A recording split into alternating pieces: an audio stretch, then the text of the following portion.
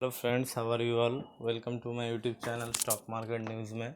मेरा नाम है संजय और आज हम लोग डिस्कस करेंगे म्यूचुअल फंड हाउसेस जो पिक करता है स्टॉक्स हर महीने, तो उसका लिस्ट इशू होता है, लिस्ट पब्लिश होता है। तो अगस्त 2020 में म्यूचुअल फंड हाउसेस जो जो स्टॉक पिक किया है, जिसमें ज़्यादा इन्वेस्ट किया है, तो टॉप 10 शेयर्स हम लोग डिस्कस करेंगे। क्या उसमें ग्रोथ है, क्या उसी स्टॉक्स में ही हम लोग को निवेश करना चाहिए, या उसमें से भी चुन के हम लोगों को शेयर बाई करना चाहिए, पिक करना चाहिए। तो देख लेते हैं उस स्टॉक में क्या कुछ कमी है या कुछ ग्रोथ है, या उसमें से कौन सा शेयर लेना चाहिए। तो देख लेते हैं। लिस्ट तो बहुत बड़ा है, बहुत सारा ऐसा स्टॉक म्यूचुअल फंड्स बाई करते हैं, बहुत सारा म्यूचुअल फंड हाउसेस।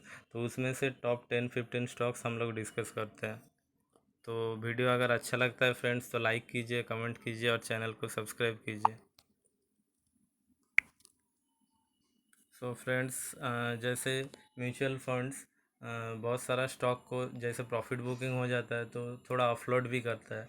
तो उतना हम लोगों के लिए इम्पोर्टेंट नहीं है कौन सा स्टॉक में थोड़ा परसेंटेज कम किया है होल्डिंग। तो हम लोग जानेंगे किस में ज़्यादा इन्वेस्ट कर रहा है, क्योंकि वो स्मॉल कैप हो, मिड कैप हो या लार्ज कैप हो, तो हम लोग को प्रॉफिट से मतलब है कौन सा स्टॉक कितना ज़्यादा प्रॉफिट दिया है।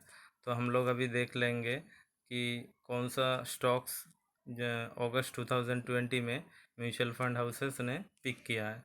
तो उसमें टॉप में है एक्सिस बैंक का नाम, जो फिनंशियल सेक्टर में है और एक लार्ज कैप स्टॉक है, लार्ज कैप शेयर है। और मंथ ऑफ अगस्त 20, तो 2020 अगस्त का जो लिस्ट है जो पब्लिश होता है वो सितंबर में पब्लिश होता है। तो एक्सिस बैंक में कितना शेयर बाई किया है वो भी इधर पब्लिश किया हुआ है। 4,06,41,322 शेयर्स बाई किया है म्यूचुअल फंड हाउसेस मिल के। Total mutual fund houses, only एक HDFC ऐसा नहीं, जितना भी म्यूचुअल फंड हाउसेस है इंडिया में, तो उतना उन्होंने मिल के टोटल अप्रोक्स 2000 करोड़ के आसपास इस महीने में बाई किया है अगस्त 2020 में, 1886 करोड़ में। फिर नेक्स्ट जो है देख लेंगे H D F C bank नहीं है, जो हाउसिंग लोन देता है उसमें टॉप, जिसका नाम आता है मार्केट कैप में। ये भी फिनंशियल सेक्टर में है, लार्ज कैप। और ये भी अगस्त 2020 में इन्वेस्ट किया है म्यूचुअल फंड ने। 89 लाख शेयर बाई किया है अप्रोक्स 1600 रुपीज़ में। फिर थर्ड में आता है बंधन बैंक, ये भी एक लार्ज कैप है, जो मोस्टली हम लोग क्या बोलेंगे, जिसका ROCE भी ज़्यादा है, रिटर्न ऑन कैपिटल एम्प्लॉई, जिसका सेल्स ग्रोथ भी ज़्यादा है और जिसका ब्रांचेस भी अभी बहुत तेज़ी से खोल रहा है। तो अभी हम लोग प्राइवेट बैंक्स में बोलेंगे तो फास्टेस्ट ग्रोइंग बैंक है बंधन बैंक। तो इसमें थर्ड पोजीशन में है, म्यूचुअल फंड हाउसेस ने बाई किया है ऑलमोस्ट 1500 करोड़ का। फिर इन्फोसिस है, IT में सेकंड मार्केट कैप में आते हैं TCS के बाद। इन्फोसिस का नाम, ये भी टेक्नोलॉजी IT के सेक्टर में है, लार्ज कैप। उसके बाद इन्वेस्ट किया है भारती एयरटेल में। जियो के बाद एयरटेल का सब्सक्राइबर ज़्यादा है, जिसका ARPU भी ज़्यादा है। एवरेज जो जिसका रेवेन्यू आता है पर यूजर, वो ज़्यादा है भारती एयरटेल का। तो उसके बाद ICICI बैंक, प्राइवेट बैंक्स में थर्ड में आते हैं ICICI बैंक, ये भी फिनंशियल सेक्टर का लार्ज कैप है। तो इसके बाद हम लोग देख रहे हैं mid cap, Mahindra and Mahindra financial services, जो NBFC सेक्टर में है, ये भी फिनंशियल सेक्टर में। उसके बाद हिंदुस्तान एरोनॉटिक्स लिमिटेड, मुझे इतना खास नहीं लगता है क्योंकि ये PSU स्टॉक है और उतना सेल्स ग्रोथ भी ज़्यादा नहीं है। सेम इस लिस्ट में मुझे एक्सिस बैंक भी उतना खास नहीं लगता है। हालांकि लास्ट 20 साल का हम लोग देखेंगे तो अच्छा ग्रोथ दिया है, अच्छा स्टॉक में परफॉर्मेंस दिया है। बट अगर हम लोग लास्ट 5 ईयर्स का देखेंगे तो उतना खास रिटर्न नहीं दिया है। उसके बाद देखिए TCS, जो टॉप टेक जायंट, जो टॉप IT सेक्टर में है, TCS उसमें इन्वेस्ट किया है। फिर फोनिक्स मिल्स, फिर आईटीसी का प्रोडक्ट तो हम लोग हर कोई यूज करते हैं। आईटीसी मेनली टोबाको का बिज़नेस करता है, सिगरेट। बट अभी वो उसका बिज़नेस शिफ्ट करके FMCG में आना चाहता है। तो हम लोग आशीर्वाद आटा से लेके बिंगो, कुरकुरे, जितना भी प्रोडक्ट्स, निमाइल, जितना भी थाउजेंड ऑफ प्रोडक्ट्स है आईटीसी का। और बहुत सारा सेगमेंट है, होटल का सेगमेंट, जैसे उसका, जैसे बुक हम लोग रजिस्टर खरीदते हैं तो उसका सेगमेंट, बहुत कुछ सेगमेंट है। उसके बाद हम लोग देखते हैं doctor Reddy laboratories health care में, फिर स्टेट बैंक, फिर इन्फो एज जो नौकरी.com का नाम में हम लोग जानते हैं, फिर विप्रो, फिर एलम्बिक फार्मा। ऐसा करके इसमें इन्वेस्ट किया है। तो हम लोग देख लेंगे, पहले एक्सिस बैंक में किया है 18,086 करोड़, 1,886 करोड़, फिर 1,611 करोड़, ऐसा करके इन्वेस्ट किया है। देखिए नीचे धीरे धीरे डिक्रीज़ हो रहा है लिस्ट वाइज, 1,500, 1,200, 1,000 करोड़, 1,055, फिर 835, ऐसे करके बहुत है। कोई कोई स्टॉक में उस महीने में 100 करोड़ का बाई किया है, किसी में 50 करोड़ का। जैसे अट्रैक्टिव लगा, जैसे जिनको लगा कि इस कंपनी में ग्रोथ है, इस कंपनी का प्रॉफिटेबिलिटी हो सकता है, फ्यूचर में जाके इसका ग्रोथ है, और इसका कंपटीटर भी उतना खास नहीं है, और इस कंपनी में ग्रोथ है। तो हम लोग देख लेंगे पहले जो एक्सिस बैंक में इन्वेस्ट किया है म्यूचुअल फंड हाउसेस, तो एक्सिस बैंक कितना रिटर्न दिया है, तो हम लोग ये देख लेंगे इन्वेस्ट करने का पहले। तो मैं चेक कर रहा हूँ एक्सिस बैंक। तो एक्सिस बैंक का करंट प्राइस है 443 रुपीज़ पर शेयर, एक लार्ज कैप है और लो रिस्क शेयर है। तो इसका अभी हम लोग मैक्सिमम चार्ट कर लेंगे जो जनवरी 2000 से है, मोस्टली 20 साल का चार्ट। तो देखिए ऑलमोस्ट 10,000 के आसपास, मीन्स 1 लाख को 1 करोड़ करके दिखा है।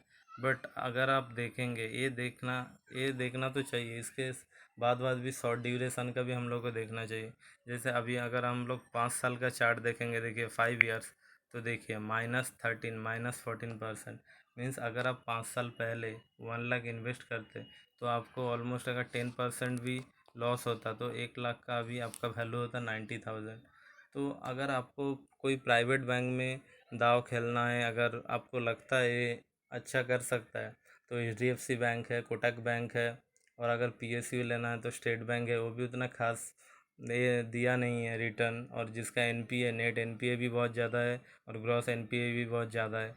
आपको अगर बेट करना है तो HDFC बैंक, कोटक बैंक है, और थोड़ा बहुत आप AU small finance bank and बंधन बैंक भी रख सकते हैं। तो देखिए म्यूचुअल फंड हाउसेस ने तो पिक किया है, बट देखिए लास्ट 5 साल का इसका रिटर्न माइनस में, और लास्ट 1 साल का देखेंगे तो 1 ईयर का 30% नीचे है स्टॉक। प्रॉफिट नहीं, माइनस में है। मीन्स 1 लाख अगर आप इन्वेस्ट करते तो उसका वैल्यू 70,000 हो जाता। उसी जगह देखिए अगर हम लोग HDFC बैंक चेक करते हैं, तो HDFC बैंक में देखिए HDFC बैंक ने कितना शानदार रिटर्न दिया है। ये इंडेक्स आ गया था, अभी हम लोग HDFC बैंक का चेक कर लेते हैं। देखिए HDFC बैंक अराउंड 1,083 रुपीज़ में ट्रेड कर रहा है पर शेयर, और जिसका मैक्सिमम किया मैंने चार्ट देखिए, उससे तो कम है एक्सिस बैंक से रिटर्न। आप अगर 1 लाख इन्वेस्ट करते तो आपको ऑलमोस्ट 65 लैक्स मिलता 20 साल में। तो जो आपको कोई भी FD या म्यूचुअल फंड से ज़्यादा मिलता। तो अगर हम लोग 5 ईयर्स का देखेंगे, अभी एक्सिस बैंक का देखा था -14%, बट इसमें देखिए आपको 100% के आसपास मिला है। देखिए 109 के आसपास, मीन्स आपका पैसा डबल किया है। अगर आप 5 साल पहले 10,000 लगाते तो आपको 5 साल के बाद 20,000 मिल जाता। आपको FD या कोई नहीं दे सकता है, FD या म्यूचुअल फंड भी। तो इसलिए बेटर है HDFC बैंक, कोटक बैंक, ऐसा में दाव खेलिए, ना कि ICICI बैंक और एक्सिस बैंक जिसका नेट NPA बहुत ज़्यादा है। और HDFC बैंक का नेट NPA 20 साल में कभी भी 1 का ऊपर नहीं गया है। और ये हर कोई बोलता है फिनंशियल सेक्टर में नेट NPA, CAGR ये सब चेक करना चाहिए, CAR, तो और कासा रेशियो। तो अगर नेट NPA देखेंगे तो HDFC बैंक का सबसे लोएस्ट है, और जिसका जितना लोएस्ट रहेगा उतना वो बैंक बहुत सेफ़ है। तो ऐसा आपका ऊपर है, आप कौन सा पिक करना चाहते हैं।